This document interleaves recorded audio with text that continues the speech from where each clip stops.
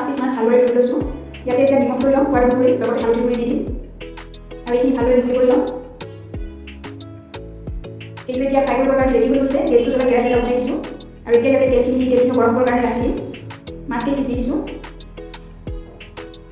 আৰু এইখিনি ৰঙচুৱা হোৱালৈকে ফ্ৰাই কৰিম। মাজতে এবাৰ উল্টাই দিব।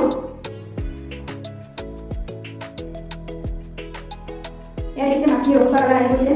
এইখিনি ভালদৰে ফ্ৰাই হোৱাৰ পিছত বাতি এটা উলিয়াই ল'ম আৰু চাইডত ৰাখি দিম।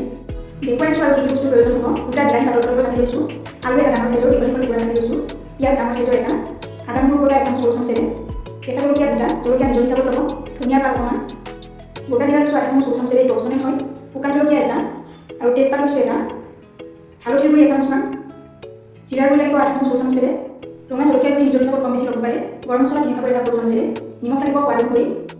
এইখিনি তেল গৰম হৈ আছে, আলুখিনি ফ্ৰাই কৰি ল'ম মিডিয়াম ফ্লেমত। আপোনালোকে আলুখিনি সিজাই ল'ব পাৰে। মাজতে এবাৰ উল্টাই দিব যাতে আলুটো চাইডৰ পৰা সিজি উঠে। আলুখিনি যেতিয়া 90% মান সিজি উঠিব তেতিয়াহ'লে এটা বাতি উলিয়াই ল'ব আৰু চাইডত ৰাখি দিম। তেল অলপ কমাই লৈছোঁ ইয়াতে। এতিয়া ইয়াত তেজপাত, শুকান জলকীয়া লগতে গোটা জিৰাখিনি দি দিছোঁ আৰু কিছু সময়ৰ কাৰণে ফ্ৰাই কৰিম। এতিয়া ইয়াতে পিঁয়াজ, কেঁচা জলকীয়া লগতে আদা নহৰু বটাখিনি দি দিম। এইখিনি ৰঙচুৱা হোৱালৈকে মিডিয়াম ফ্লেমত ফ্ৰাই কৰি মাজে মাজে লৰাই থাকিব। পিঁয়াজখিনি ফ্ৰাই কৰাৰ পিছত গেছৰ ফ্লেমটো কমাই লোত ৰাখিছোঁ আৰু এতিয়া ইয়াতে জলকীয়াৰ গুড়িখিনি লগতে হালধিৰ গুড়িখিনি দি দিছোঁ। এইখিনি 30 ছেকেণ্ডমানৰ কাৰণে ল' ফ্লেমতে ফ্ৰাই কৰিম। 30 ছেকেণ্ড পিছত ইয়াতে বিলাহীখিনি দি দিম, এবাৰ মিহলি কৰি ল'ম, লগতে নিমখ আৰু জিৰা গুড়িখিনি দি দিছোঁ, গোটেইখিনি এবাৰ মিহলি কৰি ল'ম আৰু এইখিনি এতিয়া ঢাকনিৰে ঢাকি বিলাহীখিনি ভালদৰে সিজি উঠালৈকে ল' মিডিয়াম ফ্লেমত ৰাখি দিম। ইয়াৰ মাজতে ঢাকনিখন খুলি এবাৰ মিহলি কৰি থাকিব। পুনৰ ঢাকনিৰে ঢাকি ৰাখি দিম।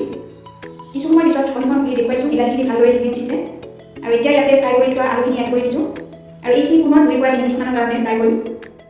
2-3 মিনিট পিছত আপোনালোকক দেখুৱাইছোঁ মছলাখিনিৰ পৰা তেল ছেপাৰেট হৈ ওলাইছে। এইখিনি ফ্ৰাই হৈ গৈছে। এতিয়া ইয়াতে গ্ৰেভিৰ কাৰণে পানী ল'ম। মই ইয়াত ডাঙৰ কফি কাপেৰে 1 কাপতকৈ অলপ বেছিকৈ পানী লৈছোঁ। আপোনালোকে নিজৰ হিচাপত ল'ব যিমানখিনি গ্ৰেভি বিচাৰে আৰু এইখিনি উতলিবৰ কাৰণে হাই ফ্লেমত ঢাকনিৰে ঢাকি ৰাখি দিম। আঞ্জাখিনি যেতিয়া উতলিব ল'ব ঢাকনিখন গুচাই ল'ব।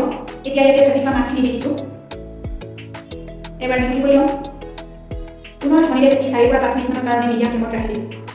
মাজতে এবাৰ ঢাকনিখন খুলি মাছখিনি উলটাই ল'ম আৰু গ্ৰেভিখিনি চেক কৰিম। পুনৰ ঢাকনিৰে ঢাকি ৰাখি দিম। 4 পৰা 5 মিনিট হৈ গৈছে। গ্ৰেভিখিনি কিমান গাঢ় হৈছে চেক কৰিব। যদি এইখিনি হৈ গৈছে তেতিয়াহ'লে ইয়াতে গৰম মছলা গুড়িখিনি লগতে ধনিয়া পাতখিনিও দি দিম। এবাৰ মিহলি কৰি ল'ব গোটেইখিনি। গ্ৰেভিটো ৰেডি হৈ পৰিছে।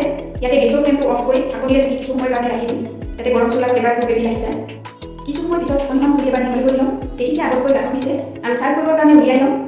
মই ইয়াতে গ্ৰেভিখিনি বেছি পাতল কৰা নাই, অলপ গাঢ় কৰিছোঁ। যদি ৰেচিপিটো চাই ভাল পাইছে তেতিয়াহ'লে আপোনালোকেও এবাৰ বনাই চাব আৰু কেনেকুৱা পায় কমেণ্টত জনাবলৈ নাপাহৰিব।